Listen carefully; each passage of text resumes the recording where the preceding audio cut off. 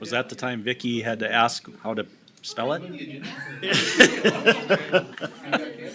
would not have known. No.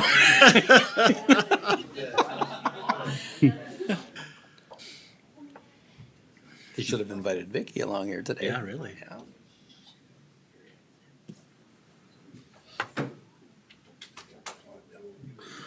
All right, I'm not sure how this was done in the past, but I'm going to call the October 1st, 2024 board meeting to order. We'll start with the Pledge of Allegiance. I pledge allegiance to the flag of the United States of America and to the republic for which it stands, one nation, under God, indivisible, with liberty and justice for all.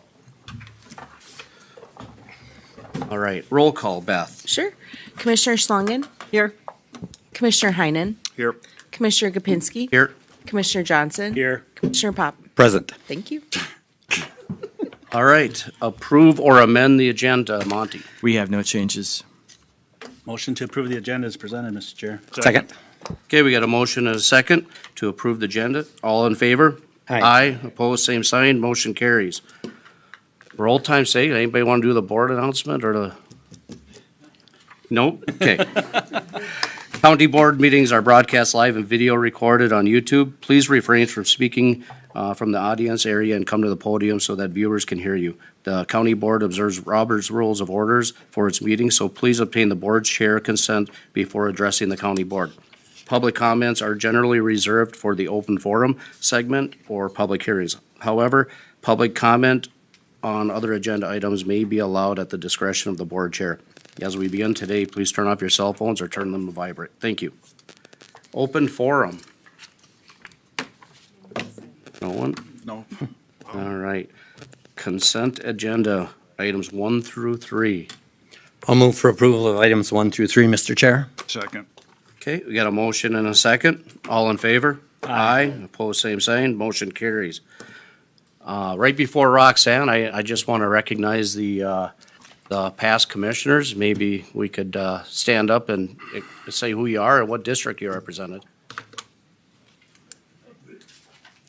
I'm Jim McMahon. I used to represent District 3, the city of South Rapids and Sartell. Thank you. Spencer Brookley, I was 4th District Commissioner, and Jared was my spot. Dan Linger used to represent District 2. Yep. And Jared used to work for me years ago. I did. Well, work, I don't know about that, but. Dick Soika, same one as Spence. Ken Easer, District 5, back in the 90s. Well, Welcome, gentlemen. welcome. Thank you all for your service. Yep. All right, we'll move on to Roxanne. Good morning, Commissioners, Good Mr. morning. Chair. Well, we have come full circle with the Eagle View Commons septic. The septic has been installed, and we are at the point where we're ready to special assess those costs back to the property owners.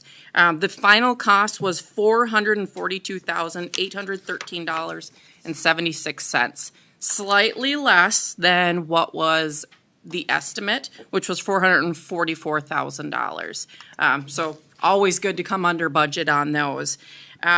With that being said, we had anticipated $11,100 being assessed back to each property. That can be dropped just slightly, just about $30 less per property.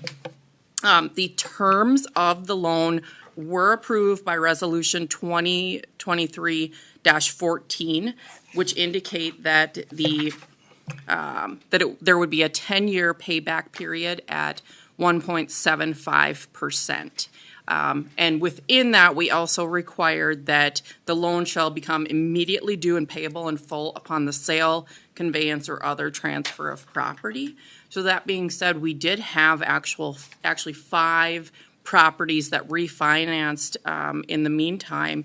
And so we have received their funding up front, and we have that and are able to pay that back to the Department of Ag. We will provide them back a reimbursement of $29 and some odd cents for that. And then we do have one more coming in this week after the assessment goes through. So 6 properties will already have paid in full on this. Notification was sent out to the property owners of this public hearing, and assessment roll has been provided to the Auditor Treasurer's Office. All right. Is the applicant here? Or the Well, I mean, representative? it was 40 applicants, Okay, so. but is there a representative here? No. Okay. Balin's not here. I took over for Balin.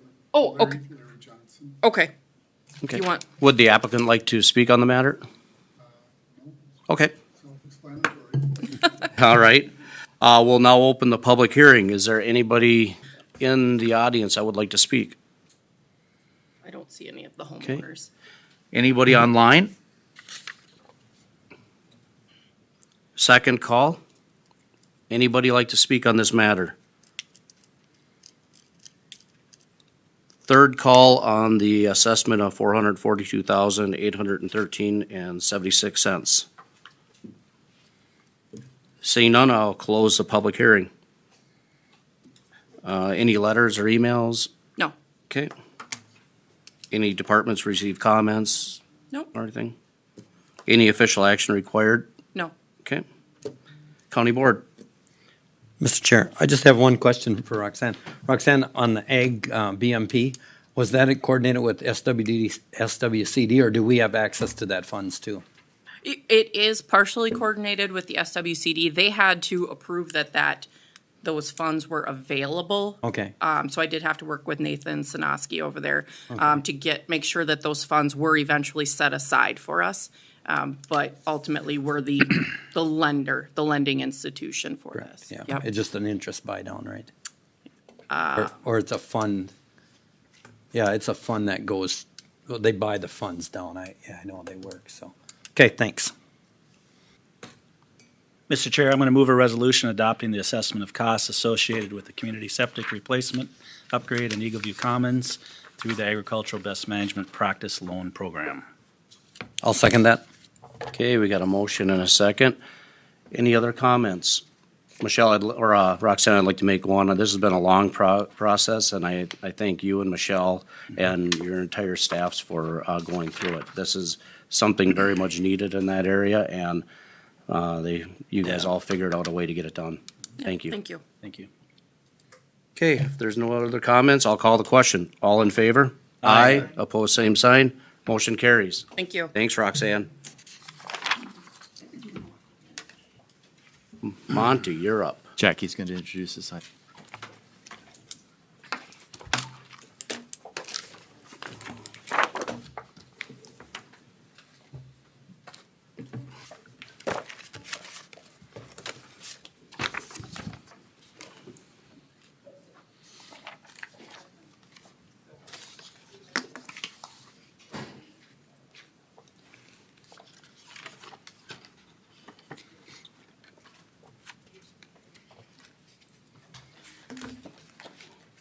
Good morning, Commissioners. Morning. It's that time of year again. It is time to present the 2023 audited financial statements. And as you probably know, Clifton Larson Allen helps with the preparation of those financial statements and the audit, so they are here to present the exit conference for the 2023 audited financial statements. Good morning, Commissioners. Good morning. Same. My name is Kristen Hool. I am the signing director on the audit, and with me I have Eric. Good morning. I'm the managing, kind of in charge of the audit, make sure things go smoothly. So on the agenda today is I will go over the required communications and internal control, followed by Minnesota legal compliance and the federal single audit. And then Eric will wrap us up with the financial results and the key issues in summary. So for the required communications, you should have, or if you don't have yet, I know Jackie will give you, a stapled letter. This is the governance letter. It is just about 3-4 pages. Yep. This is required by audit standards to be given to you. It is very boilerplate, so I won't go through everything, but some of the key issues, or key items, I should say, in here is that we did implement a new GASB standard, or Governmental Accounting Standards Board. It was number 96 on SBITAs. That stands for Subscription-Based Information Technology Arrangements. So there were some that we found. It's basically any subscriptions you have to IT items, if they're over a year long. So those are booked as assets and liabilities now on your government-wide statements. It also talks about if there are any estimates. There were none. It also talks about difficulties encountered in the audit, and once again, there were none. And no disagreements with management. It discusses uncorrected misstatements, corrected misstatements, and I will say the corrected misstatements, that is in the audit adjustment finding that we'll go over on the next couple slides. And then the other bullet here is that you were given an unmodified or clean opinion on the financial statements, which is the best you can get. So that means everything was in order. If you ever want to read that opinion, it is on page 2 of your financial statements.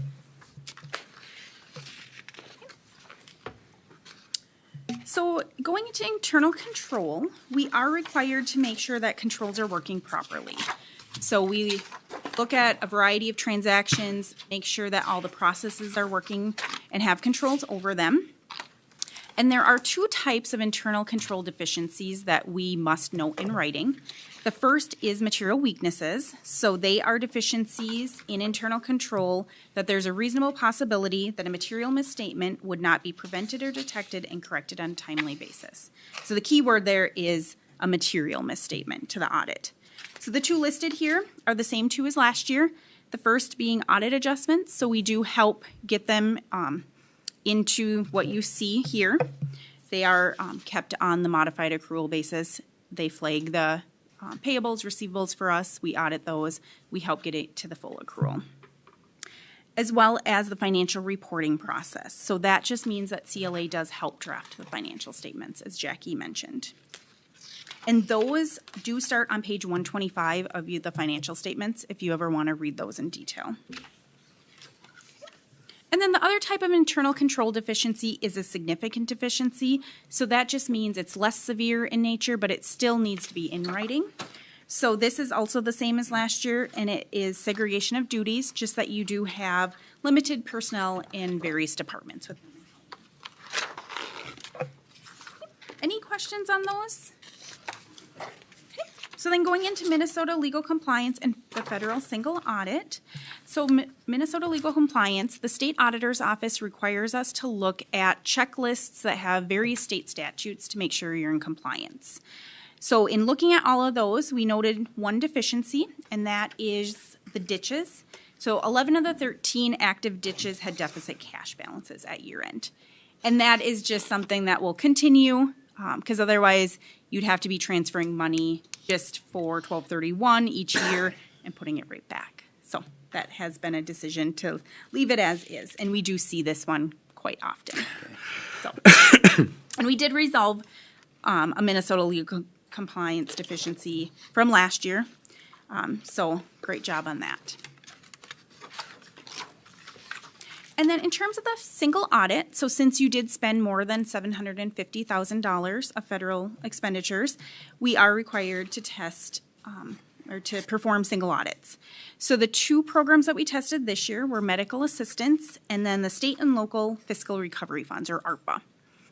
So we did not note any material weaknesses, and we had one significant deficiency, which was over ARPA, around suspension and debarment. And that was just that one of the vendors, or the 2 that we tested, didn't have the debarment checked before entering the contract. It was fine, but it just needed to be checked beforehand. See, Monty, we're good. Yeah, and I believe that was our original consultant that helped us with the study. You know, that was in the early The days broadband of- study, right? Exactly, right. It was the broadband study consultant, yeah. Yep. Yeah. So, and very easy fix. I mean, that is a very pinpointed item that can And easily be all remedied. subsequent agreements have contained that specific provision in them, so yeah. Yes. Okay, I will turn it over to Eric to go over the financial results. Perfect, thank you, Chris. All right, so the first thing we'll look at is the months of expenditures that you have in unrestricted fund balance. So basically, that's looking at how long can you go just running off no funds coming back into the county, just on what your reserves are, not restricted for something else. The OSA recommends anywhere from 3 to 5 months of expenditures in that unrestricted fund balance, and you are above that in all of the past 5 years at about 5.28 this year. Did come down ever so slightly from the last couple years, but as I'll go over in the next couple slides, you did have, back in 2020, you received a whole bunch of CARES Act money, so you've been slowly spending that down. So you are doing very well in that regard. Next, looking at governmental funds. So this is all of the different funds the county has grouped together. So you'll see that kind of fluctuate each year. Expenditures did exceed revenues by about $3 million this year, but again, you've been spending down those funds you've received in the past. One thing to note is you did have quite a big increase in revenues and expenditures this past year, which I'll go into more detail in the next few slides when we kind of break it down. But the most notable thing was that you did have a lot of large road projects this year, or 23. So you had about $7 million more in costs this year. Next piece is just breaking down the different buckets for revenues for all the different governmental funds. So you'll see the two biggest categories are taxes and your intergovernmental revenues. Taxes are pretty consistent. They increase each year as the property tax valuations go up, as well as your levy. And then your intergovernmental revenues, you'll see that does kind of fluctuate. That one big jump in 2020 was that $5 million in CARES Act funding. The next piece is just looking over expenditures for all the funds. You'll see that general government, public safety, and human services are all pretty consistent, and as the county continues to grow and cost goes up. The couple of sporadic increases, you'll see highways and streets and then capital outlay. The one thing I'll point out for highways and streets is that's kind of just a reclassification of how we're presenting the cost for your road construction. The reason that 2019 was so large compared to capital outlay being so large was we reclassified that to capital outlay for the road construction.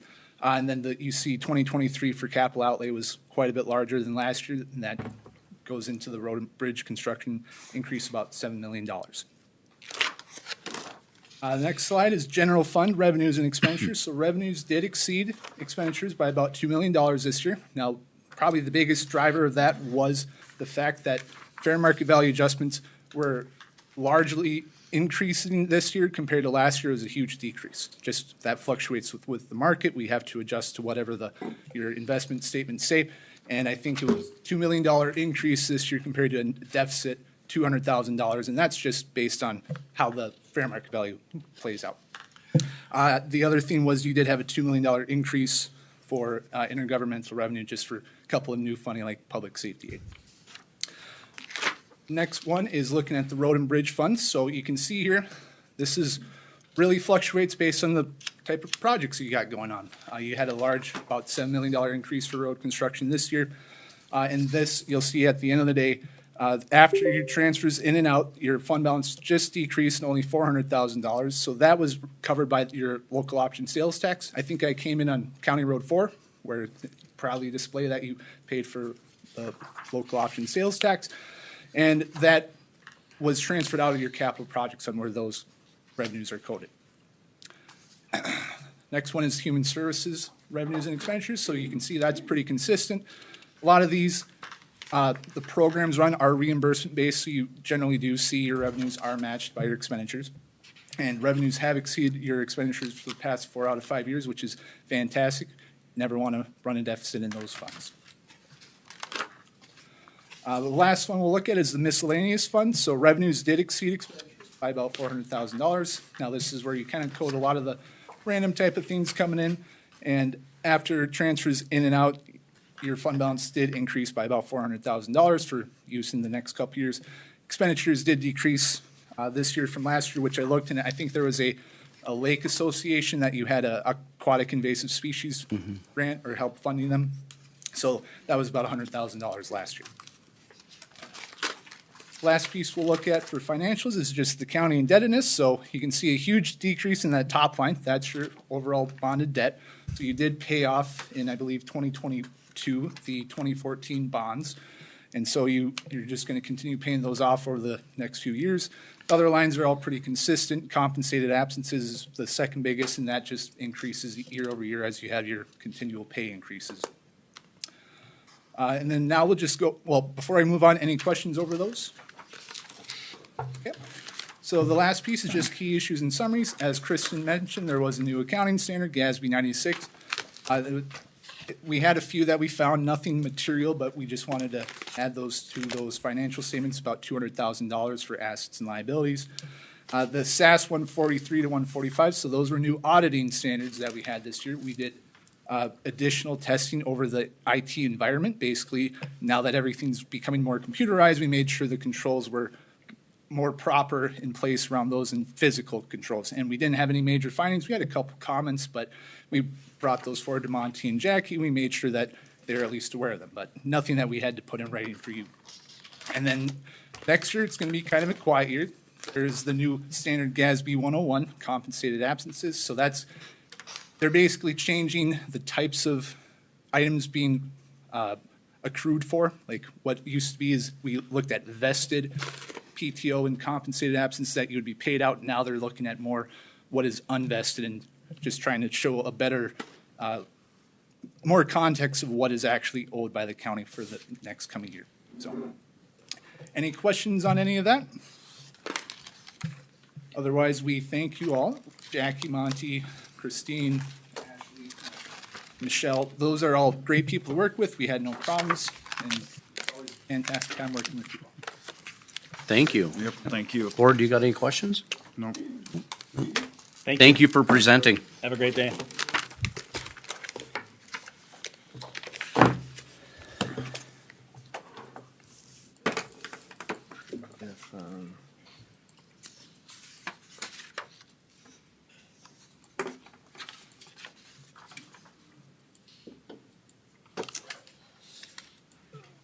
I believe the next one is the health insurance. We're awaiting Amy Dietrich. Do we want to jump We can ahead? move on to other items. Yeah. Yeah. Amy from MMA is going to join us virtually. That's my understanding. So we can go on to other issues. Okay. Now we're on the additional services for employee engagement. And Mr. Chair, members of the board, so the first cohort has finished its 3 sessions. And you may remember we said we were going to pause at the conclusion of the first cohort and assess how's it going, how do people like it. So Andy Zimney, who's the primary with Employee Strategies, did a survey. And we also heard from folks who were in it at our management team meeting. Generally, the responses were, hey, the content was right on the money. The content was good. Andy was doing a superb job as a facilitator. So I think we hit the mark in terms of content, presenter, and so on. The biggest concern was it felt rushed. Because normally Andy would say, hey, I normally deliver this in 8 or 9 sessions. And he crunched it down to 3. So folks felt really rushed. It was a lot of content coming at you in 3 days. So I had a conversation with Andy about a possible expansion. And what I'm bringing you today is a recommendation to expand it to another 4-day program for our last 2 cohorts. So the last 2 cohorts would go through a 4-day program. And I know everyone is extremely busy, and I'm not sure I could ask people to give us 8 or 9 days. So this is asking for 4 days with Andy for cohorts 2 and 3. To help save money, they'd be on the same day. So 1 in the morning, 1 in the afternoon. The cost goes up dramatically if you have them on separate days. That's just Andy's pricing structure because he's got that's a whole day off his calendar, travel and so on and so forth. So it gets a lot more expensive if you have them on separate days. So that's part 1. Part 2 is the culture team. They've had 3, maybe 4 meetings, and in conversations with Andy and some feedback I've heard, they're getting off the ground. They're starting to have good discussions, generate ideas, create some subcommittees. It doesn't sound like though they're ready to kind of run on their own and could use some additional facilitation from Andy. So this recommendation pretty much gets us to the end of the year with additional in-person facilitation from Andy. The original agreement was 3 in-person and 1 virtual.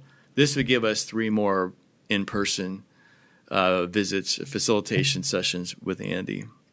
So, Mr. Chair, the cost $22,600, and we can definitely fund this out of savings from our HR director. Excuse me. That position has been vacant, of course, all year. So, and probably will be for at least another couple months. So that's easily $100,000 in savings that can cover this additional cost. So Mr. Chair, this will get us across the finish line for the leadership training. Then we'll be done with the leadership training. That'll take all 50 supervisors through training. And this, again, gives us 3 more in-person sessions for culture team. I guess we should just assess at the end of Andy's next 3 sessions, are they good to go? I really hope so. I mean, I think we kind of said earlier, at some point the group has to sustain itself and, you know, kind of run their committee and carry it themselves without continued facilitation. So I genuinely hope that's the case with these 3 additional sessions. So. Okay. Mr. Chair, Monty, can you remind me, have all the supervisors been in attendance in the cohort or will be? They all will be, right. We had really good attendance for cohort number 1. I think 2 people missed one of those sessions, but otherwise the attendance was really good. And that is the goal, Commissioner Johnson, is that every supervisor in this county will go through this training, right? Absolutely. Yeah. Thank you. And they see it's working or getting something out of it? Again, the surveys, most people said, hey, it was very useful. I'd recommend it. Content was hit the mark. One thing we were really concerned about was, would the content reflect the results of the employee engagement survey? That was a really big deal. And most people said yes. They connected the dots. So that's really important. It was very important. So again, I think content, we were okay. Okay. People seemed to like it. Again, just too rushed in 3 days. So Mr. Chair. that is the recommendation, Mr. Chair. So Monty, did Andy recommend like more than 3 days, or was that our choice? It was our choice. Again, his normal program is 8 to 9. He said with some clients, they actually do train over a course of an entire year. But it came with a lot higher So, cost. you know, I had a small group of folks from our management team help to evaluate, and the consensus seemed to be is, again, everyone's really busy. We can't possibly ask for people to give up, you know, a day a month for a year. And also to cost. Mm-hmm. It was going to be very expensive to go with the full program. And I think between time and cost, our group said, that's just too much. We can't ask that. So we ultimately compromised on a 3-day session. You know, Andy's really flexible. He's going to try and work with you. But it meant putting his program into those 3 days, and it turned out to be a little too rushed. So, yeah. Okay. So frankly, I'm really glad we paused, and we made that known to Andy, like, okay, we're going to pause after first cohort, and we're going to assess how it's going. Yeah. Motion to approve the additional commitment of $22,600 for expanded leadership training and additional in-person cultural team facilitation. Second. Okay, we got a motion and a second. Any other communication? I've had some conversations with the people on the cultural team, and they really enjoyed it so far. So it's helped, hopefully. Perfect. And if I can follow up, I think probably it'd be really nice to have a representative or two from culture team to actually come and update you all on, hey, here's what we're talking about. Here's where we're going. I do get the impression that this group wants some connection to you all, and I'll help facilitate that to share, hey, here's what we're doing. Here's what we're talking about. That would be good. Yep, Yeah, that'd be great. Yeah. Mr. Chair, Monty, also I would assume in the previous dollars that we spent with this, we've used kind of the leftover dollars from that position. Yeah, right. The base is pretty much used up, right? Yep. The administrator budget. Hmm? It came out of the administrator budget as you're talking. Well, initially we tapped into our training budget that we had. There was like $35,000 sitting in the training budget, and then we went to the savings administrator budget for the rest. Okay. Yeah. So Thank you. Yep. Okay. Anything else? If not, I'll call the question. All in favor? Aye. Opposed, same sign. Motion carries. I believe the next one is the Wetland and Solid Waste Program Lead. So I believe we discussed this at a committee of the whole, and there was an observation that this is a really challenging position to recruit for. It's highly technical. The comparative wage rates out there, particularly in private consulting, are substantial. So I think we felt if we have a sporting chance of attracting a qualified candidate, we're probably going to have to do more on the compensation for this position. So there was a consensus at that committee of the whole to speak with Tessa at DDA about possible reclassification. So she took another look at it, and she's recommending it would go from a grade 8 to a grade 11, but also to give us some additional flexibility to create a senior position too at grade 12. So this is kind of like the concept you have in highware. You have engineering tech. It's got the entry position, but also the senior. So if you do find someone with substantial experience, you could hire them in at the senior level. I think also too, Mr. Chair, this discussion recognized the consequences of this position's work.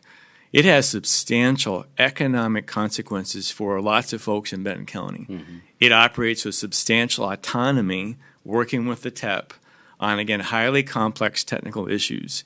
And I think as we look back at this in hindsight, grade 8 just wasn't the right number for this position. So I hope this, again, gives us some additional flexibility to recruit and retain someone with the kind of experience the county board is looking for. And I believe 2 board members were selected to be on that selection committee. So with that, Mr. Chair, we're recommending a reclassification of the Wetland Solid Waste Program Lead from 8 to 11, and then creating a senior at grade 12. Board. I think our 2 volunteers were. Volunteers, you got that right. Mr. Chair, if I could, Monty, I agree 100%. The importance of this position out there is a lot of impact. Well, so. Mr. Chair, I think in the last 3 to 4 or 5 years, this position has become a lot more in depth with all of our ditch work that we've been having to do. Yeah. So, and it's hard to find. I mean, I don't know how many people are out there that will qualify for this position. I think is going to be our problem. Yeah. Well, I think as we observe, Mr. Chair, this is a really interesting and maybe somewhat unusual position, but it involves so many different disciplines. Yeah. Certainly wetlands, but also solid waste and shoreland, and I'm probably forgetting 1 or 2. So there's a lot thrown into that basket that we're asking a person to do. And we were looking at subcontracting that out at one point, but I think there's way too much, and there's a lot of implications for our taxpayers, especially on these ditches. Mm-hmm. And hopefully we'll get more money from solid waste as we go forward here.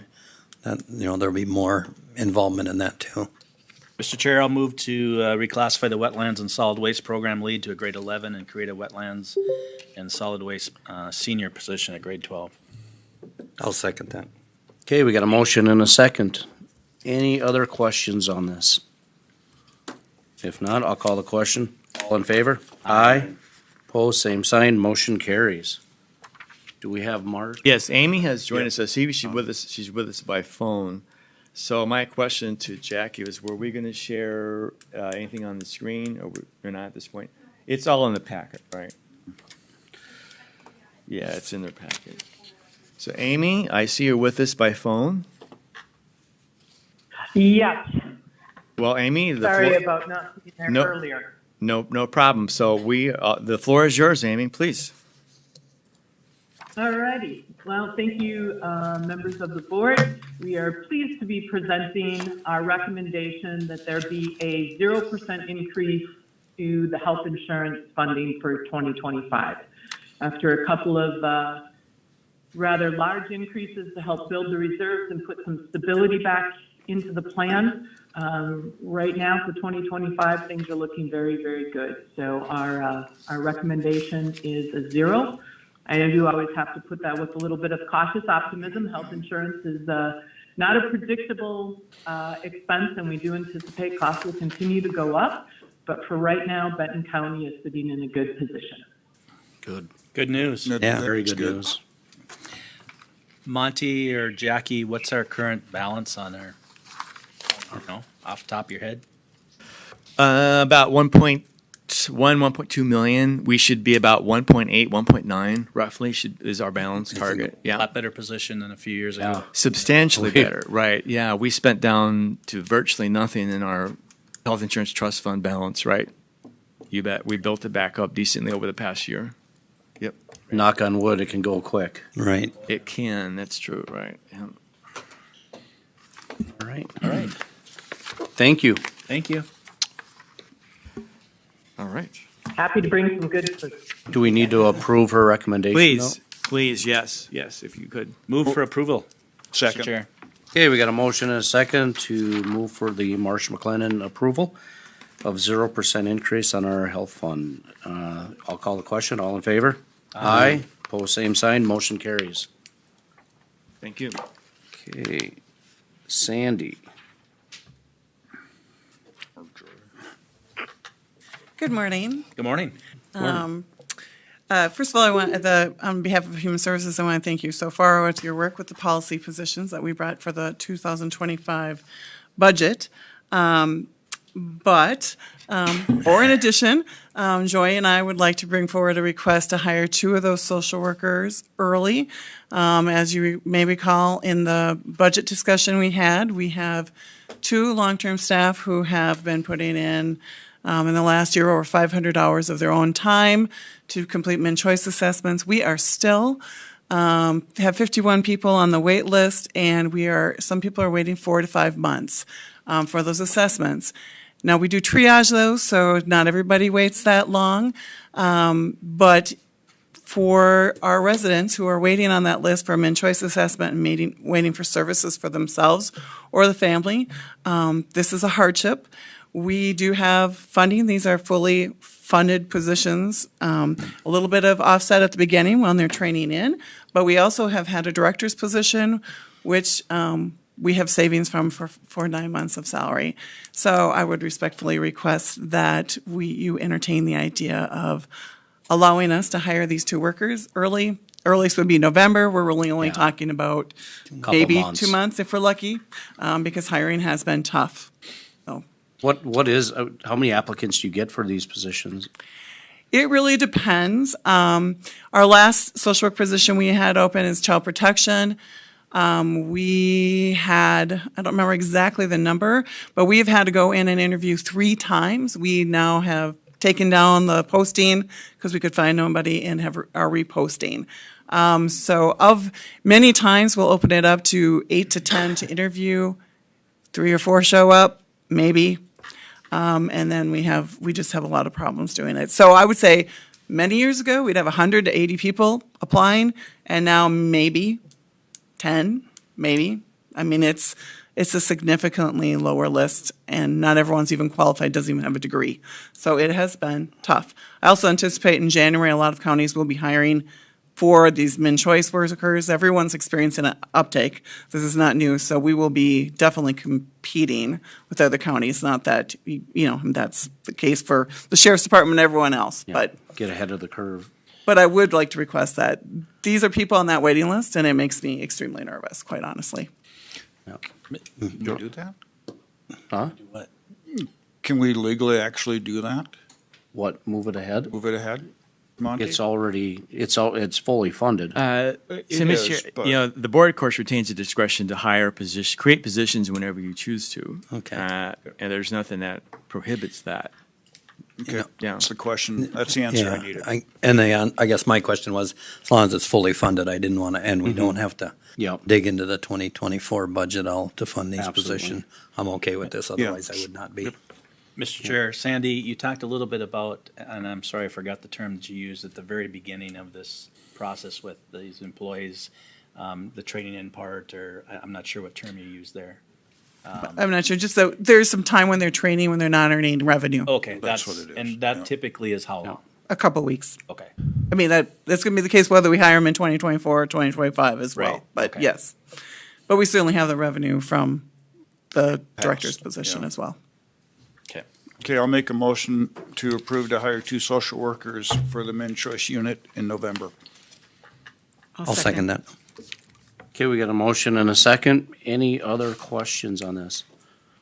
If not, I'll call the question. All in favor? Aye. Opposed, same sign. Motion carries. Thank you. Joy, maybe for the past commissioners, you want to give an introduction to yourself? Yes, I do. Am I doing It's an it important there? position. Yeah. Hello. Yes. Joy Johnson Lind. I'm the new Human Services Director. I'm just about 4 weeks in, so really happy to be here. And I'm closely shadowing Sandy. She's been a great teacher and just getting to know people throughout that county, certainly, and community stakeholders. So it's nice to meet you all. Thank you. Thank you. Sorry to put you on the spot. Oh, it's all good. And I assume they were here for me, so that's All right. Great. I think we're going to move on to Chris then.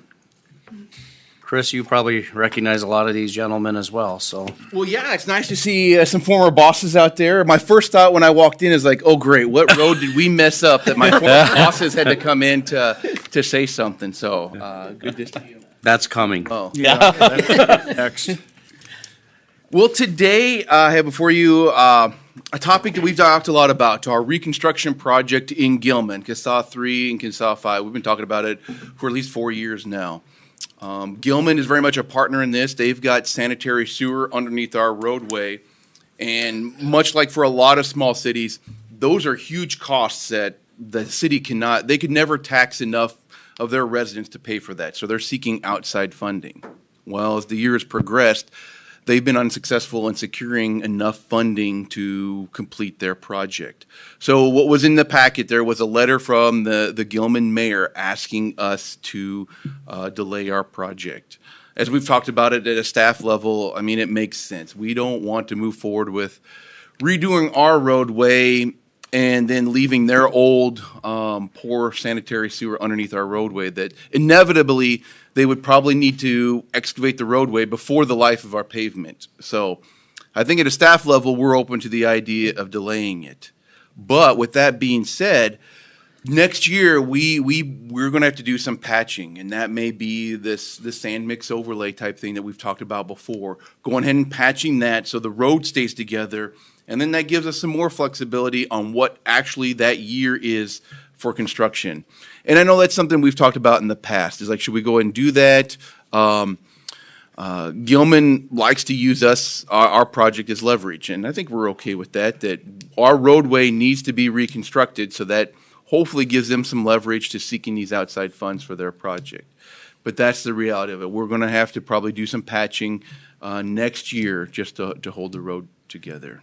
Mr. Chair, Chris, in earlier discussions with Gilman, I know you and I were there, and Boleg, that if we're going to move ahead with this sand patch, it's going to be some cost to the county, obviously, to do this that we weren't going to do. But there's a way potentially when their funding comes through that we can trade some, I don't know if dollars is the right word, or we can trade some paving project to kind of reimburse the county for that. Can you explain that maybe to the full board, that discussion? Yeah, you're right. That is something that we discussed. It seemed like earlier they were kind of open and understood that idea. Current numbers or current grant applications that they've applied for didn't include that number. So I think that opens up that conversation again, that we should go back to probably the city and say, okay, now it's making our project more expensive. And I think ideally they would go back to their grant sources and say, because we didn't receive funding, there's a cost of delay now, and maybe wrap that into the grant award. Some good news and bad news is Commissioner Pop we were out in D.C. a couple weeks ago. We heard good news from Representative Emmer's office. There's $2 million sitting there for Gilman for their project. It's just, unfortunately, that's not enough to complete all the things that they need to complete. And this is about a $12 million project. Right. Correct, yeah. You know, one thing I think that we're seeing with this is that Gilman went after the USDA rural development funds. I think maybe the county or your office, Chris, is going to have to help and move that along, because I get the feeling that, like when you send your engineers like Bolton and them out there, I don't think the representatives listen to them as well as they would listen from a city council person or somebody from the county. You don't seem to drive it home as good, and I just believe that they blow not disrespecting Chris, but they blow the engineers off a little bit versus somebody else. The private And- engineer. What? The private engineering Yeah, the firm, private yeah, engineer. yeah. And, you know, they're gonna need help. I mean, there's no doubt about it. That city can't withstand 12 million bucks. No. I mean, they won't exist if they have to withstand that kind of money. So as we go forward here, maybe we can, I don't know, somebody can help them out a little bit and, you know, if we can get the USDA funds from Minnesota, that'd really be good. I think as we continue, hopefully going out to DC, we need to keep lobbying for this. It's been working. Yeah. You know, The one of return's been good. One of the things that we hear is nobody wants to go out there and everything like that. Then when you go out there, especially in the Transportation Alliance, you get out there and it's like, everybody's like, don't tell anybody, this is the best kept secret. We don't want a lot of people to come because it actually works. And then you start going out with the APO and everything. There's money coming back, so. Mr. Chair, Chris, the ARPA money that was dedicated to them from the county, they used the majority of that for their design? Correct. So that's been essentially spent. So they did want me to, I'm glad you mentioned that. They did want me to express their thanks for that. That without that, they wouldn't have been able to even get to this point, I think, for knowing what their costs are and some of their engineering costs. So that was appreciated, and it's been spent already. So with that $2 million coming in from Emmer's office, they'll accept that. It just brings their project down to 10 million left, right? Correct. And how yeah. long do they got to use that? So that's the timeframes. You know, those our Congress people want to see those being put to work right away. So anticipate a groundbreaking ceremony or certainly a ribbon cutting when that happens. But I think in the federal law, there's some flexibility. I think there's a maximum time frame of like within 5 years, those funds need to be spent. So I think if we're still within that time frame, we can accommodate that in our 5-year transportation plan and move that around. So okay. So elephant in the room, where do those funds get moved to? Well, right now we were planning on using a lot of our state aid municipal funds, so they're Okay. going to stay parked in that Okay. municipal account till we do spend them. So. Okay. Well, and it's not that all the funding doors are closed. I mean, that there's potential state bonding and Correct. Public Facilities Authority dollars that would maybe come around, so. That's part of it too. Yeah, I'm glad you acknowledge it. The state lack of bonding for projects like this has really affected that. I think they were seeking state bonding as well. Yeah. And I know Representative Schultz is very much aware of what's needed up there. Yeah. So I think it's more for information. We talked about adopting a 5-year plan, and I don't think we want to do that yet. I think it's beneficial to the city of Gilman to show that we've identified that this project should have been constructed in 2025. So if they can attach that still to their applications for funding, that's still, once again, that's that leverage that they're looking for from the county. So that brings up a good point, though, Chris, is when are we going to be looking at what we're doing instead? This winter. So we've already talked about it with the assistant engineer and the maintenance superintendent as part of our patching budget next year. Let's plan on doing something in Gilman. So we're already having those conversations. But we're not going to be spending those significant dollars there. So are we doing a project instead of CASA 3 and 5 and on top of the sand mix fix? I mean, what project is going to slide into CASA 3 and 5 because we're not doing it, or won't we? Well, my recommendation is not to. So we've got a pretty full workload already in 2025 and also in 2026. Yeah. So as we discussed it with their engineer, you know, it's not just 1 year. We may be, just because of our staff and capacity for administering projects, it may be 2 or 3, 4 years before we realistically will be able to reconstruct that. I mean, we were prepared for it in 2025. We're not prepared to do it in 2026. Chris, question then on the funds. What is that sand mix going to run, and how is that going to deplete our maintenance account? Yeah, that is a very, very good question. We haven't got that far to find quantities. I think by the next board meeting, we could certainly put some rough estimates together based on, we could look at this year's bid prices and estimate what it would be in, you know, projected a year out and come up with some tonnage and stuff. Because that's a big project on a maintenance program budget. Sure. Well, and that's why we need to make sure we're marking it that we can potentially get some reimbursement out of that. Sure. Okay. All right. So really just for information, no formal action. So that's all I had for now, unless there's any questions. Word. No. Thanks, All right. Chris. Thank you. Thank you. With the board's consent, I think I'd like to move away from the county board and go into health, if that works for you, Commissioner Hayden. Yep. Okay. Okay, we'll call over the Benton County Community Health Board. Roll call, everyone's here. Approve or amend the agenda. Anything to add, Jacqueline? Just one addition that we'll add today. It would be for us to be able to have a conversation and for the board to consider an appointment of a commissioner or commissioners to our emerging substance use community coalition. Move for approval of the amended agenda, Mr. Chair. Second. Okay, we've got a motion and a second. Any further discussion? Now I'll call the question. All in favor, say aye. Aye. Opposed? Motion carries. Consent agenda item 1 and 2. What would you like to do with? Move approval. Second. Okay, we got a motion and a second. Any further discussion? Now I'll call the question. All in favor, say aye. Aye. Opposed? Motion carries.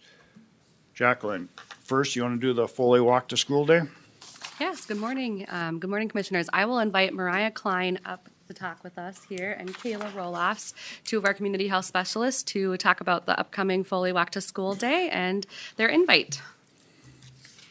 Good morning, commissioners. Good morning. We are just here to provide a quick update on Foley's Walk to School Day taking place this month. The event is to take place on October 9th on Wednesday before school, so it'll start around, depending on the location where students are walking from, it'll start at the earliest around 7:20 at 3 different locations. So if you look at the map there, students will be walking from the Foley Fire Hall, the Gustavus Adolphus Church, and then the 13th Ave neighborhood. And so if you are interested in walking with the students or helping public health staff pass out goodie bags for those that participate, we would like to invite you to come help us in this event.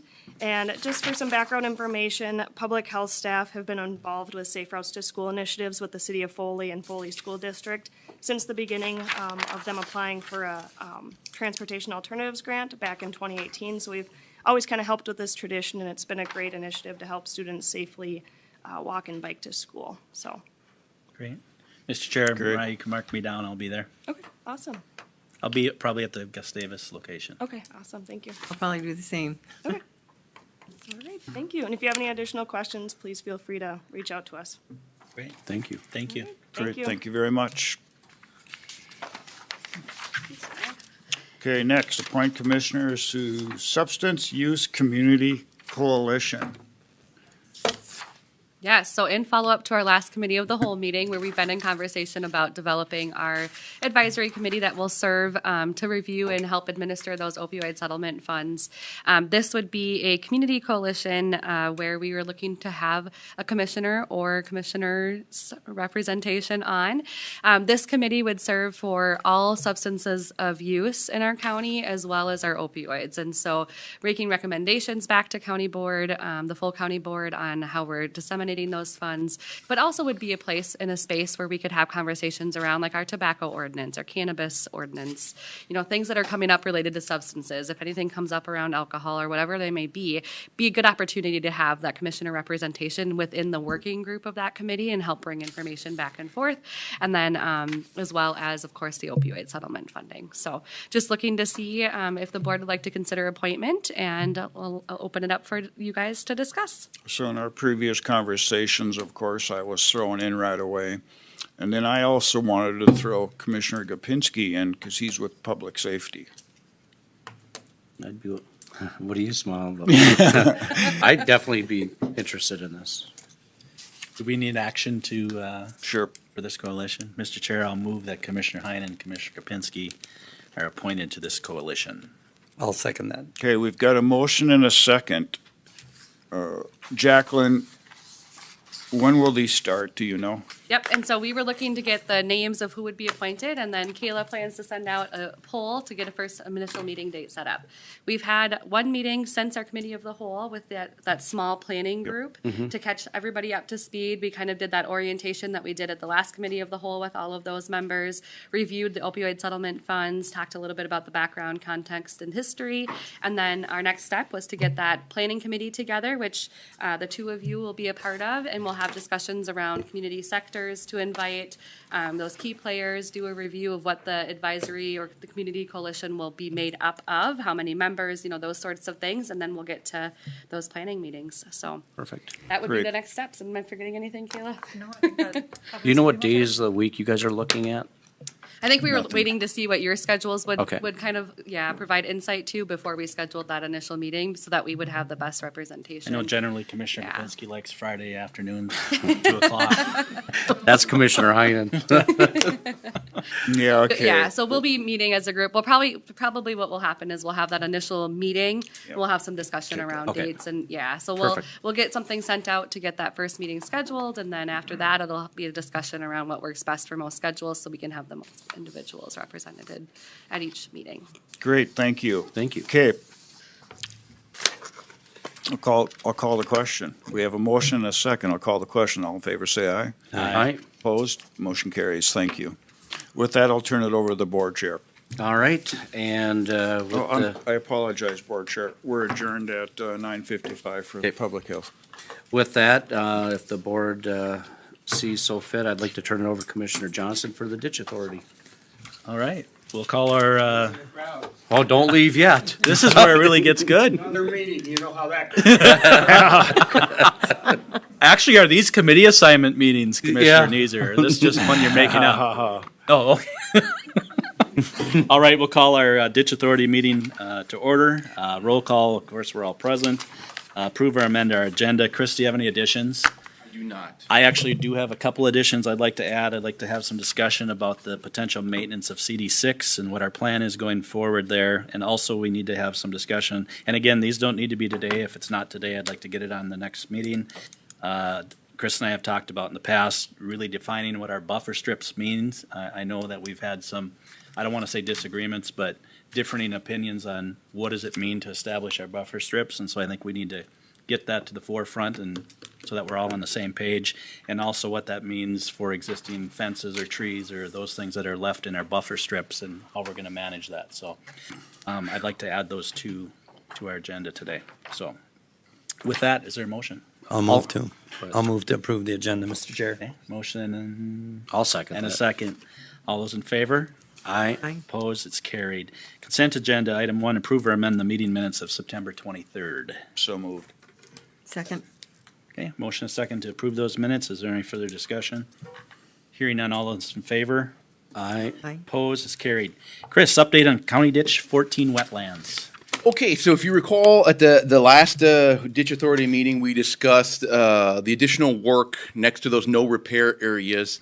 And we talked about the idea of vegetation management and not having an impact to the wetlands.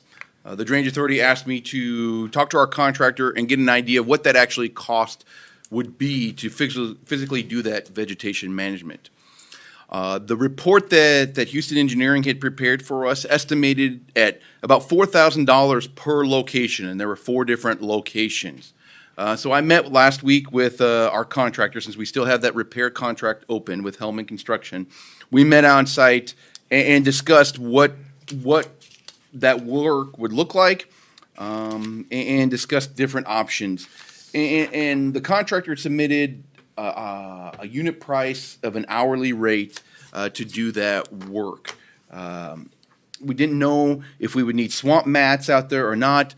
A couple of locations, it looks like that they could walk a machine out to those locations without any trouble. Some of the other ones, it's wet next to the ditch, and they may need these swamp mats. And then they provided this hourly rate of an excavator at $250 an hour. So what would that really cost? It's hard to say how long it would actually do that work. So I back figured this work. If they estimated at $4,000 per site, at these costs, even mobilizing their excavator, mobilizing their swamp mats, and then $250 an hour, we could use them for 11 and a half hours at the price of one site. I really believe that a day's worth of work, they could probably get to those 4 locations. The one at 90th Street, that's one of them that the spoil pile was dry, except for the one spot still where we got stuck. But they could walk their machine to that repair location and without the swamp mats. And so it's a matter of, I think, in less than an hour at that location, because it's close to a public road. They could drop the machine off at the public road, walk down there, within an hour, grab that, walk back up, load it, and go to the next site. So I think it's hard to say what it actually cost, but if we just assume $4,000 per site, what we estimated before, I think we would be well under that. I think for about $4,000, we could probably get all 4 sites, I guess is a roundabout way of what I'm saying. Chris, couple clarifications. So you're talking about the vegetative removal, or are we talking about repairing it? And second question is, you're talking about 4 sites. So are we talking about the 3 to the north? Correct. Yeah. So thank you for clarifying that. So this is just for vegetation management. That would be no impact to wetlands. So then it would be just the cost to the drainage system of just doing that. No additional wetland mitigation costs. Furthermore, I did get some clarification in the last week is, can we do this vegetation management on those 3 sites upstream? My understanding was that that Bowser would not sign off on vegetation management on those other 3 wetlands north of 90th Street. Consulting with Houston Engineering, they believe that Bowser did say that we could accomplish vegetation management and have no impact to those wetlands as well. So we would do all 4. I think that would be the recommendation from your ditch engineer here, would be that if we can get by with no wetland impacts, let's do that vegetation management at all 4 of those wetland locations. Mr. Chair? Yeah. So is this taking the cattails out and do This they would have be a taking the process for that? cattails out of the channel and the root ball below that. Yeah. But no excavation below that root ball. So it would require somebody being on site while they're doing that work to say, yep, that's good, no more. Or yeah, we could take a little bit more because you still got some root structure there. And who's somebody? Bowser? DNR? I would say at a minimum, our staff, and due to lack of staff, it'd probably be me out there on site saying, yeah, let's. Can I volunteer for that? Did you find out how big a root ball is? Because I think when I pulled it up, they're pretty good size. Yeah, that's right. So we had some, in our conversation with Bowser, that was around 12 inches. So I think our next step, if this is approved to move forward with this by the board, is to have that full TEP meeting. And I think at that meeting, we're really going to have some hard conversations to say, what is an average depth of a root structure for reed canary grass? Go ahead. So, Mr. Chris, if we would choose to do the full repair, we understand that costs more because there's going to be wetland mitigation. Correct. Do you need TEP approval for that, or can we move forward? Yeah, if the board chooses to go for the full repair, then yes, our next step is to complete an application to the TEP to say that we're going to do a full repair and we're going to impact those wetlands and therefore mitigate for them. So they still have the say? Correct. Because they need to approve the wetland bank that we choose and the withdrawal of the wetland credits. And so more than likely a full repair request would delay a repair for some time. It could, yes. Because trying to find the wetland credits. That's where the time delay comes in. I think the TEP could approve the applications rather quickly. It would be us searching the wetland banks, on the market for available credits. At $100,000 an acre. And we were looking at Times two.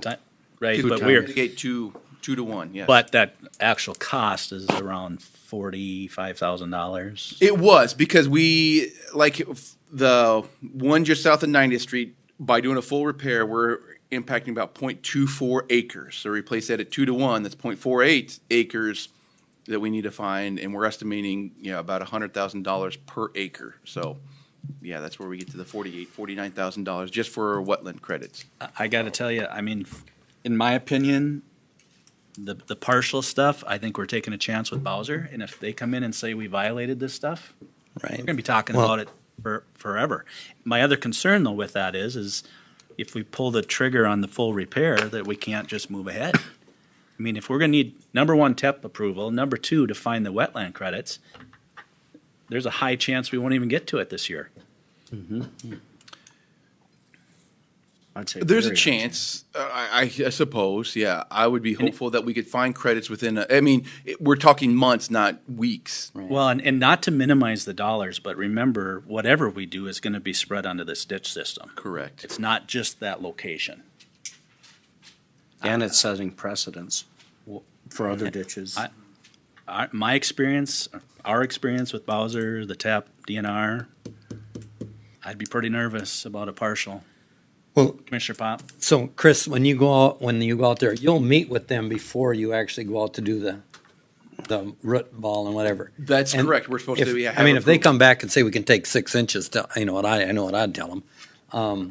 But if they come back and say we could take 12 to 15 or whatever, I think 12 to 15 out there would work when we were out there, if you look at the flow of the water. But 6 is not going to work. Provided the whole bottom is a root ball. Yeah. Right. Because I think when I looked it up, wasn't it like 18 to 24 inches? Yeah, but Could be. it's going to depend on Bowser.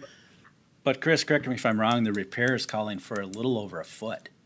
Yeah, it was, if I recall, it was, 1.8 to get to the bottom. If we did a of the- complete If you did a repair. Right. Yeah. So I mean, I guess I'd like to go and see what Bowser says, how deep, or the TEP says how deep we could So go. throwing it out there, let's just say Chris's math is correct here, and let's just say we can get to all of them at $4,000.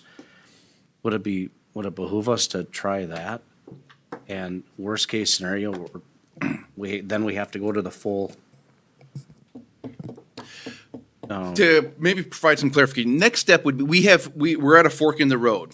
If we want to do vegetation management, we apply to the TEP for a no-loss exemption application.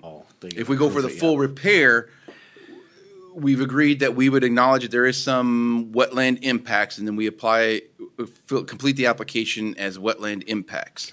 But we already know that amount of the wetland impacts, it's 0.24 of an acre. That's correct, yeah. I That think we've number's got not some- gonna- We have some agreement with the TEP that's what it is, yeah. They just have not formally reviewed it because we've not completed that formal application.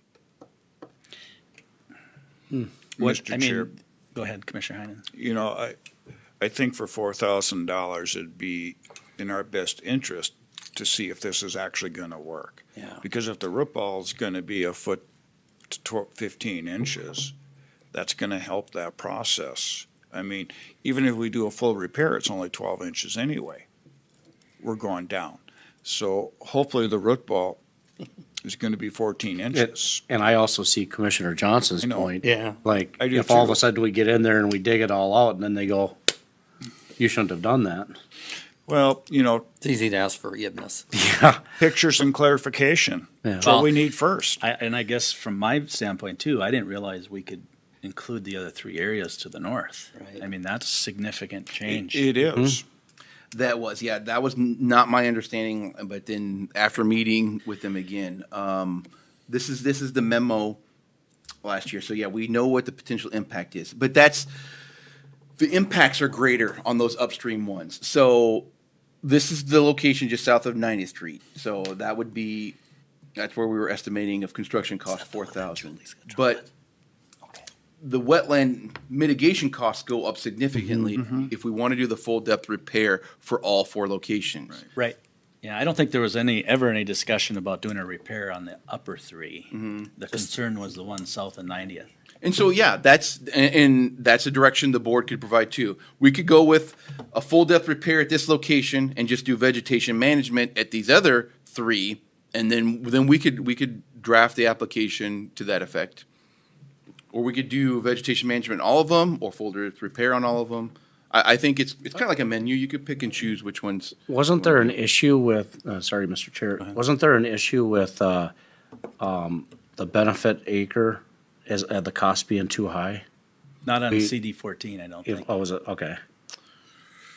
Right, Chris? I mean, Well, that was a concern. I think way back in the beginning, before we actually ordered the repair, we didn't know this much detail on the wetlands at that time. So I think we looked at a worst case scenario that could bump us up against that benefit ratio.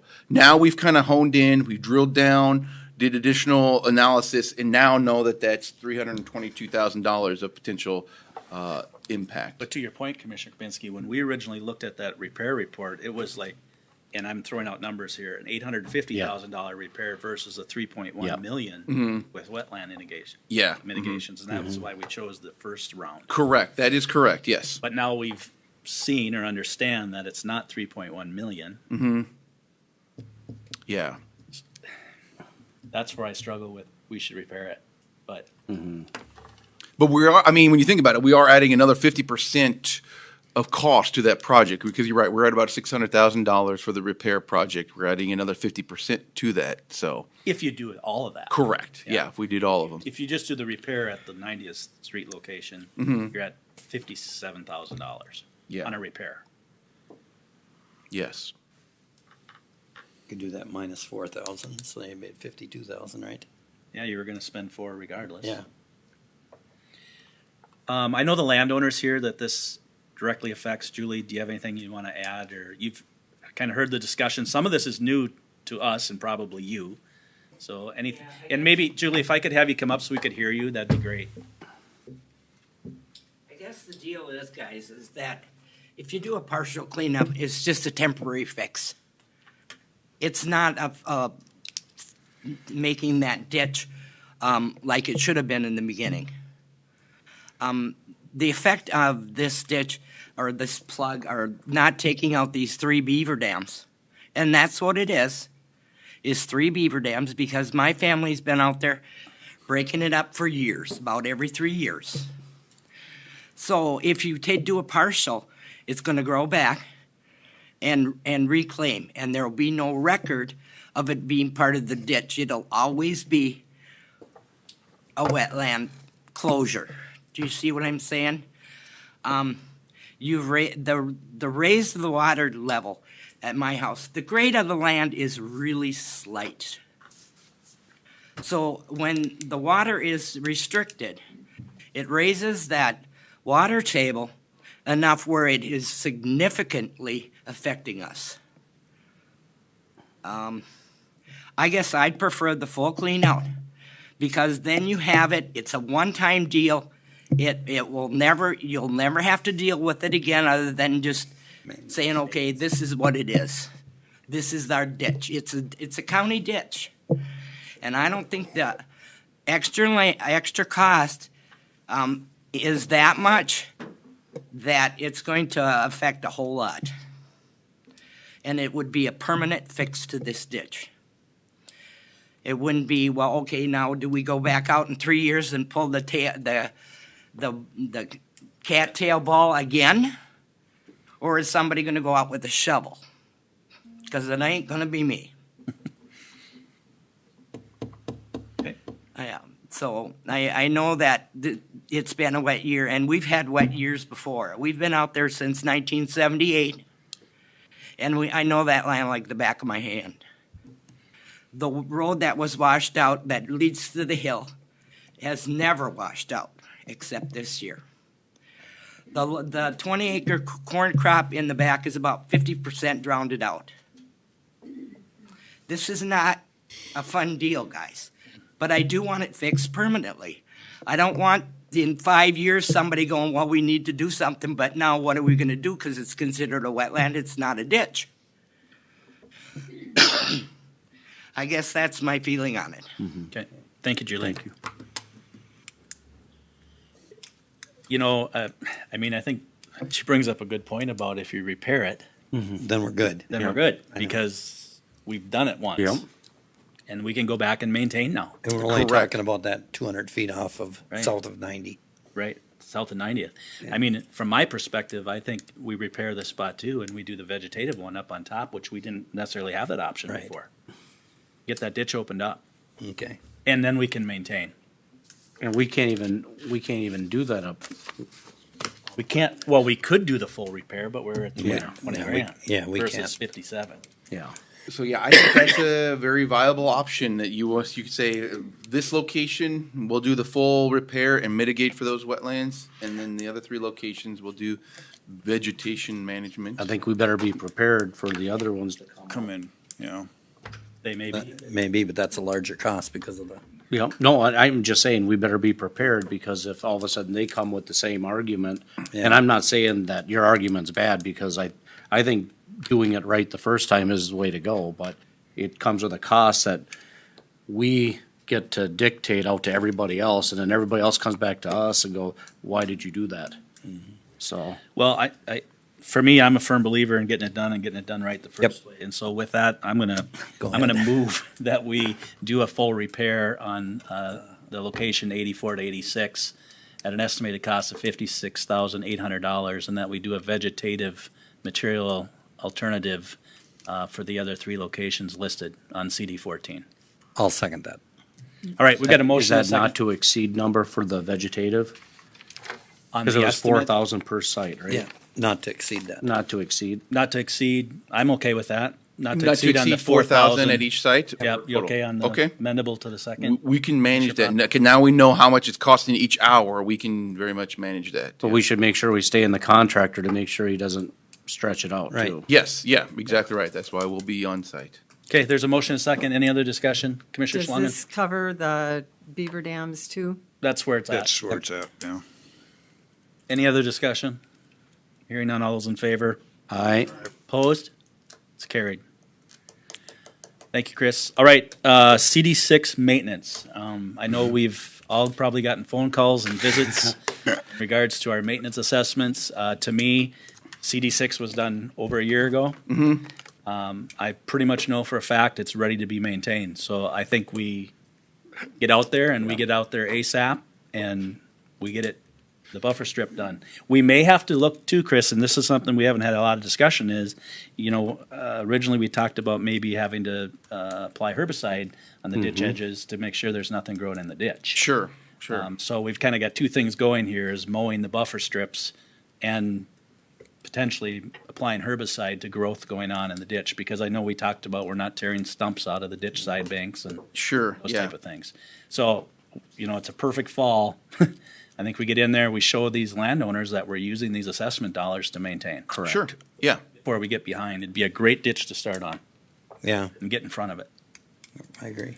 So this is what I would plan on doing. I would reach out for quotes because we're not under any current contracts with CD6. Ask for quotes to do that, and then bring that back to a drainage authority meeting for approval and move forward. Do you think we could have those quotes by the next meeting? 2 weeks away. It might be kind of tight. I could try and reach out to some contractors and say, you got 1 week to give me a quote, and then whoever responds, and go that way. And maybe we might be limiting our people. No, I understand. And if we need a little more time, that's fine, but maybe let them know that once it's approved, the We expect them expectation to is work. go. We're October 1st already, so. Yeah. Mr. Chair. Commissioner Pinsky. On the buffer strips, if we don't maintain them at least for the next 2 to 3 years on the county side, well, it'll be assessed to the ditches, but everybody's gonna go by these ditches and go, well, this looks horrible. We just spent all this money, and people think the buffer strips are where the water goes or is part of the ditch deal, which it is.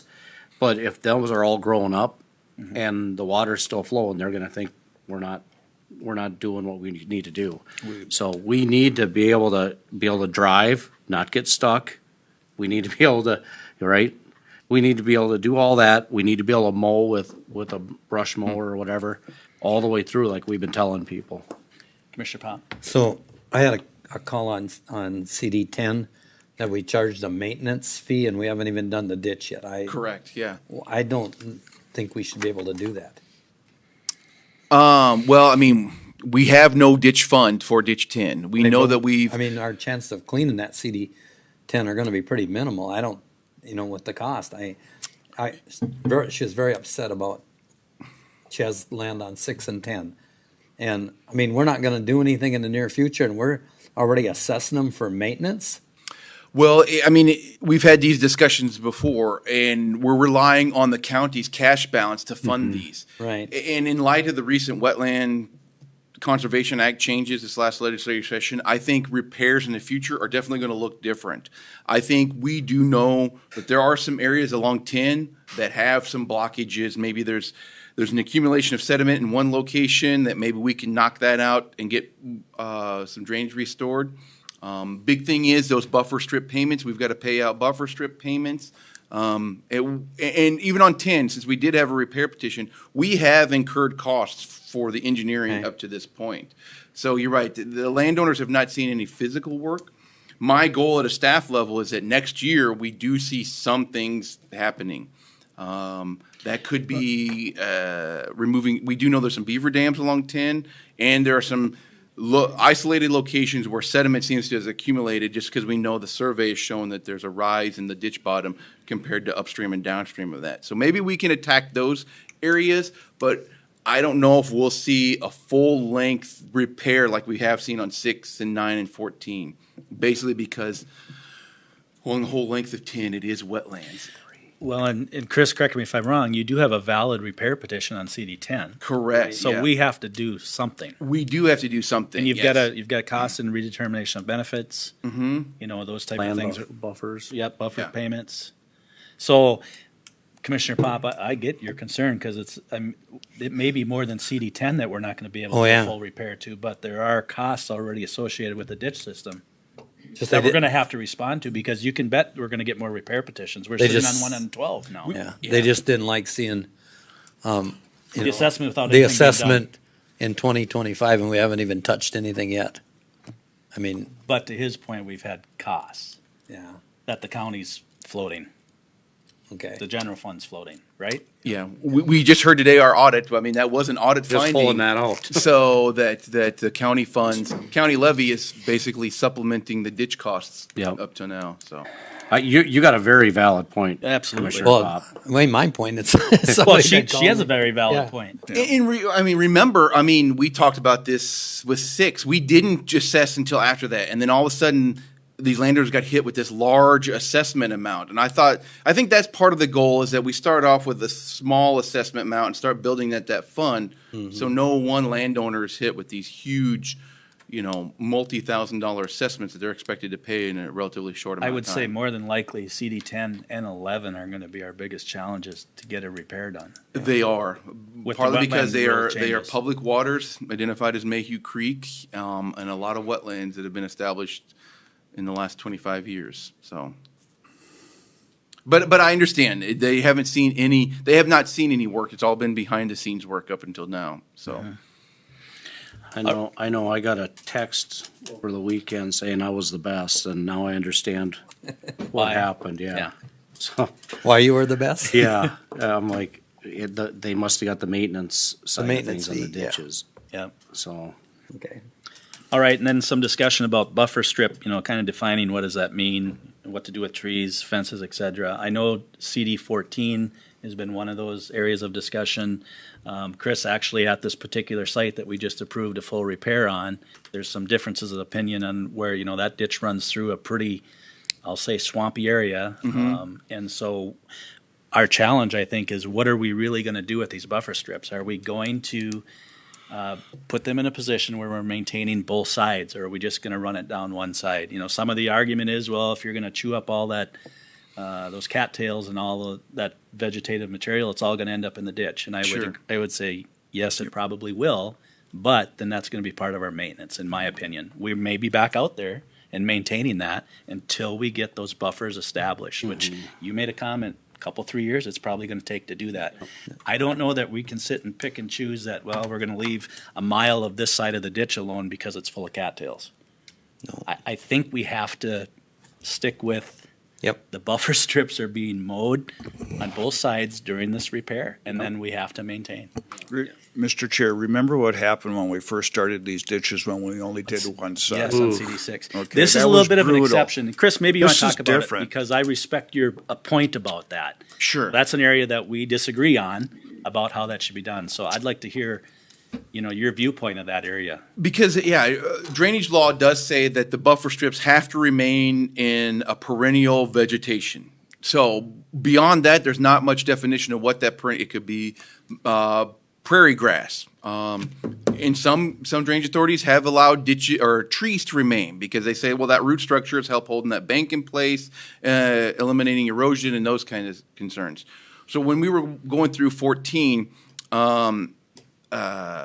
Yeah, the quantities in our plans were, to be honest, underestimated. So we got to the point where we were overrunning the quantity. So to manage costs, we focused on where we actually needed to remove a lot of brush and willows and those kind of things. And so we elected to, like, if it's just cattails and more of those canary grasses, we didn't have the contractor mow that.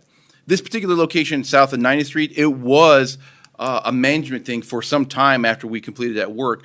We saw stalks of cattails that was choking that narrow channel that was up, and that was causing some problems. So it got to be the point that anytime we went out there, we walked out there with a shovel, and we would knock things loose just to keep water moving.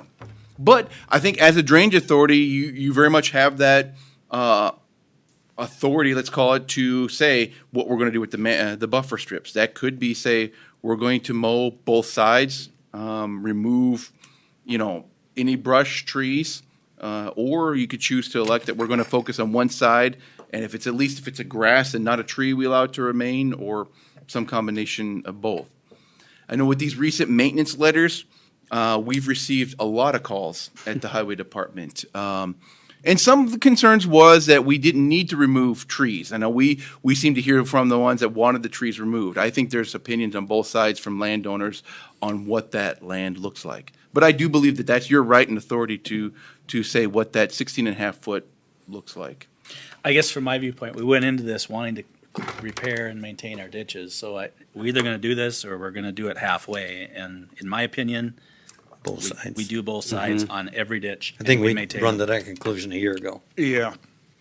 And if there's existing trees in place, I don't know how the follow-up is when we don't want to close the contract. You're on right. CD There are some 14. trees that we just need to remind the landowner. We allowed them to remain during hunting season and stuff, but we need to come back and remove those because that was the direction. And probably some fencing.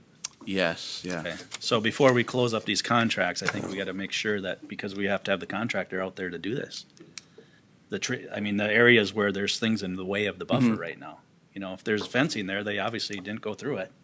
Well, they maybe need to look at the one on County Road 4. I mean, they fence, but they're right up to the buffers. Right, sure, and that's great. That's great. Absolutely. Yeah. So we kind of have some consensus on this buffer stuff? Yep. So question real quick on, if there's a tree right up against the buffer zone that we don't take out, falls in the ditch, it's a landowner's responsibility. That we don't take out? What do you mean? Well, no, on the edge of the buffer? On the edge of the buffer, that is clearly 2 feet outside the buffer, but the tree is 80 feet tall, falls in the ditch.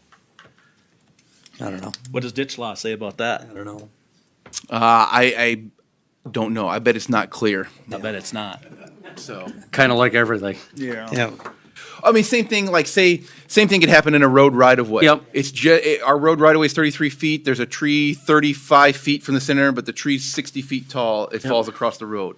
We're going to clear the road to make sure the road. I think our responsibility as Drainage Authority is to make sure that ditch is flowing like it's supposed to. And that could be as simple as just whatever's in the channel, we cut that off and get the water flowing again. Right. And then address the other parts later.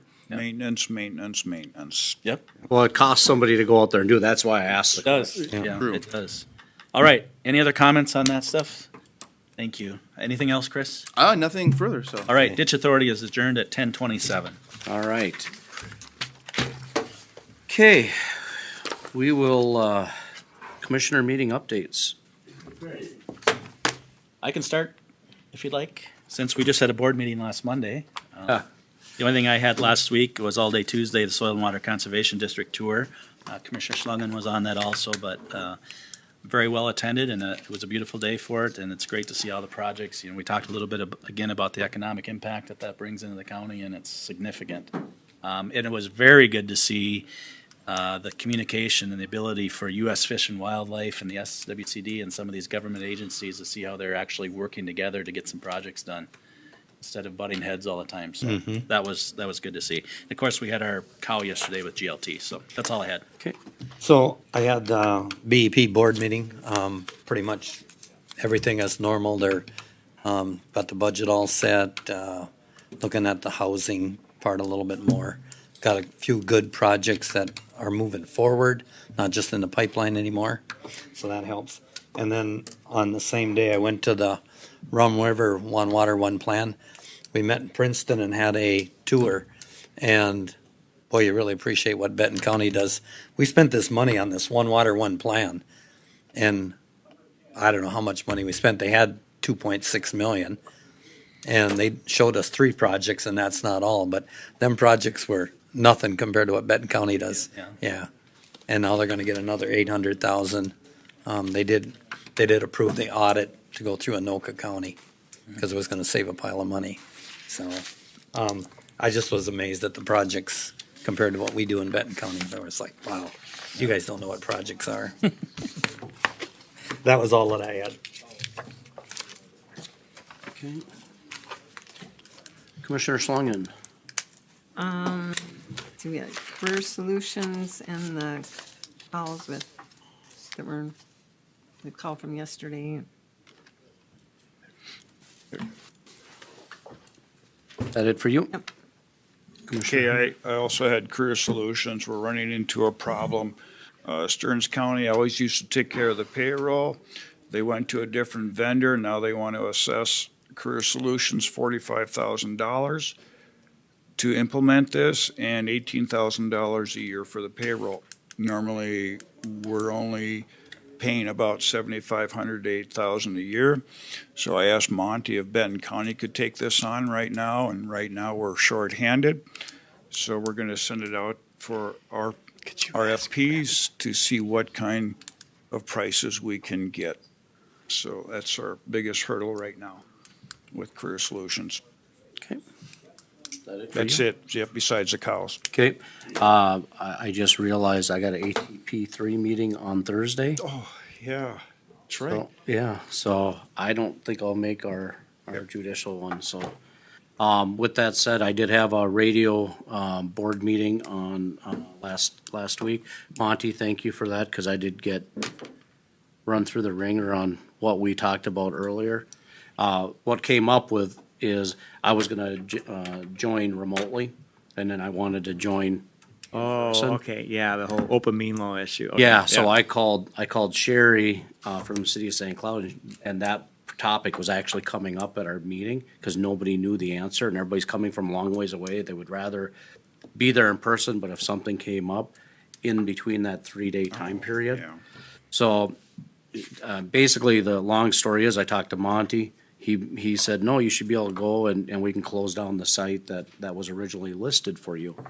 And I got to the meeting and, there was an individual that kinda completely went against us. That's why I got with you right away on an email. Right, we got an opinion from the Minnesota Department of Administration, which clarified that issue, yeah. And we were in the right. Yeah, we were fine, we were good. That's good. Yeah, that's good. So, I sent that off to, Sherry and Micah Myers and stuff like that, so, for future, if we post a remote spot and we wanna show up in person, we can do that. Absolutely, right, yeah. Good. So, other than that, we got that other, the Anoka bed deal too this week, so that's all I have. Monty, you wanna move past the committees of the whole? I'm sure we do. Nothing there, right? You'd like that, wouldn't you? Is it another week of nothing? Okay, well, we need to put the Friday, October 4th committee of the whole on the calendar for the space needs discussion with GLT. That was the agreement yesterday. So Friday at 8 a.m. Here in the boardroom, continue discussions with GLT. The point to the other one that's got to change. We were going to have a meeting after the AMC District 5 meeting on the airport. We could probably take that one off. Take Good. that Take that one off. Yeah. Okay, we'll remove that one. All right. So here's the new stuff. So Roxanne would like to have a committee of the whole with you all to discuss the cannabis ordinance. And Roxanne, are you with us in person or remotely? Yeah, sure. Roxanne, do you have some suggested dates for a discussion of the cannabis ordinance? I'm open to whatever the board is open to. And I presumably would you'd, assume maybe towards the end of October. and I presumably you also want to work with Michelle's schedule too. And I see Michelle is with us, so perhaps Michelle, you could kind of chime in if you could on your availability, because I presume you'd want to be there too. So, yeah. Yep. What do we got Is after this then? something we could do the Human Services Cow Day? Are we gonna have a Human Services Cow on October 21st? We were, but I also thought we were looking at some tours that day as well. Oh, that's right. So the way I think we talked about this is we knew we could sort of end the Human Services Cow at a specific time. Yeah. So we're going to go like maybe 90 minutes. Yeah. And then that would give you time to get over to River Heights for your tour. Okay. Yep. So I guess the question though is, do you have content for a committee of the whole? Does Public Health and Human Services have content for a committee of the whole on the 21st? Do you have agenda items and content? This is Jacqueline. We could do it underneath the public health portion of that committee as a whole. If that works for Roxanne and Michelle and Troy. So what about Human I'm Services? available on the 21st. Yep. I think she's saying she could do it. What time does that start? During her half of the meeting? Okay, so she's got sufficient content for, a portion. No, what she's saying is she could attack this, what they're asking for a committee of the whole on during the that cannabis portion. I'm sorry, the cannabis issue. Okay. Well, it really comes down to Human Services. Do you have issues that really need some discussion on the 24th? So can you? And we've already. Haven't we already missed one? Or this is the one we just moved? Yeah, we moved. Okay. Yeah, Because we I wouldn't want missed to miss them. too many of these, and just keep putting them off. Let's just do it. No, but I think what Jacqueline's saying is she could use her portion Yep. of that meeting to discuss cannabis. Cannabis. Yep. I heard that part. Yeah. Right. Yeah. And then whatever Human Services needs, Yeah. they need. We're good. Yep. Yep. So I guess the issue is, can you crunch Human Services, Public Health, and cannabis issues into 90 minutes? Yep. But what time does it start? Is it 9 9. o'clock? Yeah. Can you turn that I to just me want to let again? you know I do have hearings at 10:30. I believe It would be done Human by then. Services one is scheduled to start at 9. But we could do the cannabis one right away with Public Health time, and then Public Health, yeah. move into Human Services, and then do our tour. That work? And we're tentatively supposed to be over at River Heights at 11. That'll work. Okay. Yeah. Yep. So the question is, could we start at 8:30 with Public Health? I guess my question would be, does Human Services know if they need, let's just say cannabis discussion's an hour. Do you need more than a half hour? We have lots of issues that we postpone along the way every meeting, but we have nothing urgent. So, Okay. yes, we could make that work, whatever. So how about moving it to 8:30? Jacqueline, can we move Public Health to 8:30? That would work for me as long as like I said, if it works for everybody else, then I think we're good. Roxanne? So we can have from 2 hours solid from 8:30 to 10:30 for all these Yep. issues. Yep. Okay. And then that gives you, a bit of time to get over to River Heights by 11. Okay. I think we got that straight. And is that all you want to tour, just River Heights, just making? That was the next issue is I think Sam was wondering is, do you wish to tour other facilities beside River Heights, for example, Salvation Army or Lincoln Center? Do you want to bundle a few more tours into other facilities that time? We could schedule them, and then if some of us have to leave, we just leave. Yeah. I think we do the Rivercrest First. Yes. Okay. Yeah, that was the priority. So maybe make a kind of arrangements with Lincoln and with Salvation, and if board members can continue, we can do that. Okay. Is there an interest in that, or should we? That's what I heard from Commissioner Pop. Right. Yep. There is. I personally think touring Lincoln would be interesting. I visited there once when they were building all the interior structures, and I presume that's all done now. So it might be nice to see that operation, see how it's run and so on. Yeah. It's surprisingly large. It doesn't look like a lot from the street, but it goes way back. There's a lot there. So, all right.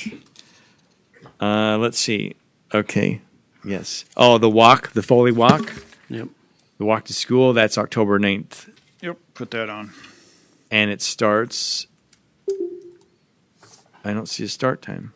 7:45 is the locations on there, isn't it? Gotcha. Oh, I see. Different Yeah. locations have different times.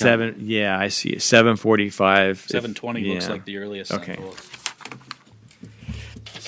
So lastly, Mr. Chair, I'm almost done. More? So I was told, so I wasn't able to attend the last joint meeting of cities, county and the townships.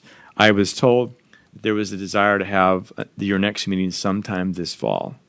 That's what I believe Beth told me that. And I was not able to attend that meeting. So is that still true? You want to have another one yet this year? I thought there was a desire to have them twice a year. Well, we just had the BCAT. Yeah. I don't remember. I don't anything. remember that either, but No. could be. I don't remember. Let's take it up at our next board meeting, see if Yeah. we need it. Sorry, I don't think. Okay. I mean, we just had a BCAT, so. A what? We were at the BCAT, the area township meeting. Yeah. Right. Well, I know we've had one so far this year, and again, I thought there was a desire to have two. We did two. We did too. We did one in the spring and then one, well, maybe June-ish. Yeah, I don't remember. So there was no desire to have one yet this fall? We just did one. Well, I know, right, there was a township officers meeting. Yeah. Right, just recently. Well, no, there was one in, when did we do that, last one? It was in August. wasn't it? August, end of August. Okay. At St. George. Yep. That wasn't our first one of the year, was it? I don't think so. I think we No, had I one like thought we in did one February. in like April or May. Yeah. We did one earlier. So none this fall? None this fall. This fall. We're I done. guess we're off the hook then. So, Yeah. well. Christmas time. Yeah. So the desire is still having two a year, so we'll talk again, maybe one spring, Yep. summer? Yep. Okay, got it. All right, I think that's it. Move for approval of the cows. Friday at 8. They're called Friday at 8. Just before you, Guilty. Yep. there's a chance I won't be here on That's already Friday. Okay. I just got something going on that I, Okay. Okay. Probably want all commissioners at that meeting, though. Could you join remotely if you have to, from the tractor? I ain't gonna be in the tractor. I think that's something we gotta continue on with, though. Yeah, I just agree. go ahead. Okay. Yeah, All just right. go ahead. Move I for think we've approval- got your viewpoints, though. Move for approval of the cow, Mr. Chair. Second. Okay, we got a motion and a second to set the cows. All in favor? Aye. Aye, pose same sign. Motion carries. Anything else in front of the board today? Minnesota Transportation Alliance is having their annual membership meeting on November 14th on a Thursday. Okay. So I think it's probably going to be during the morning. I know we have our career solutions at 3 in the afternoon. They'd be able to get the morning meeting in. I'll have APO. Okay. Okay. All right, nothing else. We are adjourned at 10:41.